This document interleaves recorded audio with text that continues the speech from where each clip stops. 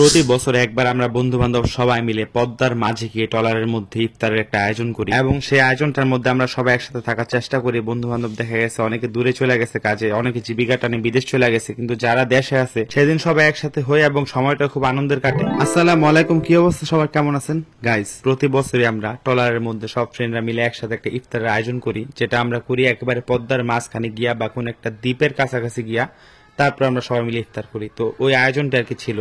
তো প্রতি বছর দেখা গেছে 8 রোজায় বা 10 রোজায় বা 15 রোজায় আর কি ইফতার পার্টিটা আমরা করে ফেলি।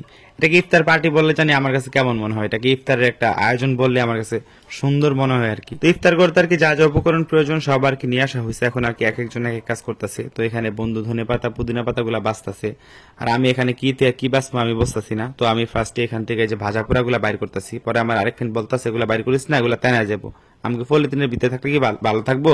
ভালো থাকবো, অবশ্যই ভালো থাকবো, তেনাইবো কম। আমি কই না, তেনাই নে খাবি, যেহেতু আর অনেকক্ষণ সময় আছে তো তেনাইতে পারে, এটা স্বাভাবিক। পলিথিন থাকলেও তেনাইবো, না থাকলেও তেনাইবো। আর আজকে আমার পরে এই বিউটিফুল পাঞ্জাবিটা আপনারা পেয়ে যাবেন ফ্যান গ্যালারিতে। তো আমি মাথাগুলা শাড়িতে রাখতেছি, তো বন্ধু এনে ফল দিয়ে আমার দেওয়া করতেছে, কবে এটিও শাড়িতে রাখ। আমি এবারে এদিকে শাড়িতে রাখার জিনিস বেড়া আগে বেড়া এই বাইর করে বেড়া, এখন তো এই ভাজাপোড়া কিছুই বাইর করি নাই। তো এই যে ভাজাপোড়াটি বাইর করার শেষে এখন বন্ধুরা মিলে একটা ছোটখাটো একটা ভিডিও নিলাম, সবাই তো খুশি হয়ে গেছে এই ভিডিওটা এমনি করার কারণে, বুঝছেন? সব বলে বুঝছেন যে ভিডিওটা শেষ করছি সবাই উঠে গেছে, আর কেউ কোনো কাম কাজ করার খবর নেই। তারপরে আমি এলাম, তারপরে যে আমি আইয়া পাইনাপেল কাটতাছি। তো আমার বন্ধু আমার কইতাছে কিটামি করিস না, বুঝছো, সেটা ভালো করে কাট, নাহলে খাইতে পারবি না। কেমনটা লাগে কোন, কেমনটা লাগে? তা আমি তো ভালো করে কাটতাছি। তারপরে আমি ওর কথা মতো হুনে উঠে গেলাম গা, এলা তোরাই কাট। ওই যে দিয়াইছে দুজনে কাটতেছে, বুঝছেন?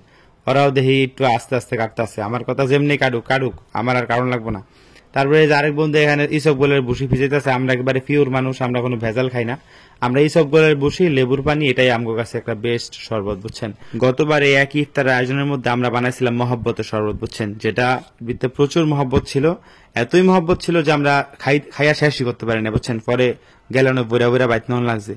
আর এত পরিমাণে শরবত গুলাই ছিল, বাকি অর্ধেক মানে নদীর মধ্যে মাছের খাওয়াতে হয়েছে, বুঝছেন? তো এই যে এখন আর কি ইফতারের জন্য যা যা প্রয়োজন সব একেবারে আমরা রেডি করে ফেলছি। এখন আর কি আমরা সবাই মিলে একটা সেলফি নিতেছি, বুঝছেন?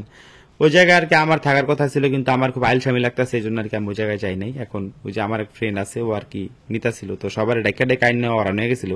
তো অরানোর পর আর করলাম একটু রেস্ট নেই, এবার কই রেস্ট নি, মানে তো হুই না কোনো জায়গা নাই।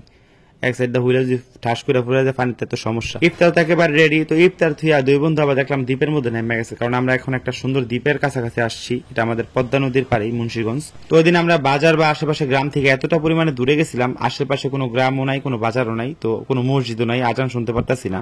তারপর আমরা মোবাইলে টাইম অনুযায়ী আর কি ইফতার করলাম, মানে ইফতারের যে টাইমটা তো মোবাইলে দেখা যায়, তো ওই টাইমে আর কি আমরা ইফতার করছি। তো এই যে দেখেন ইফতার করার পর বন্ধু বান্ধব এখানে ধুমায় মাঠা খাইতেছে, আমি একটু নিলাম, দেখলাম একটু টেস্ট না, আগে ভালো আসছিল, একটু হাইপ পাইলে না সবাই নষ্ট হয়ে যায়। মাঠার কথা আর কি কমুকন, মানুষই নষ্ট হয়ে যায় আর মাঠা। তো এই যে এপাশে দেখেন মানে ইফতার করার পরে আর কি বেগুনি ঠেগুনি সব এখানে আর কি মত আছে, এগুলো আর কি মুড়ি মাখার মধ্যে দিব। তো আমিও একটু মত ছিলাম, মানে আমার কথা হইলে আমি হেনতে একটু খামু।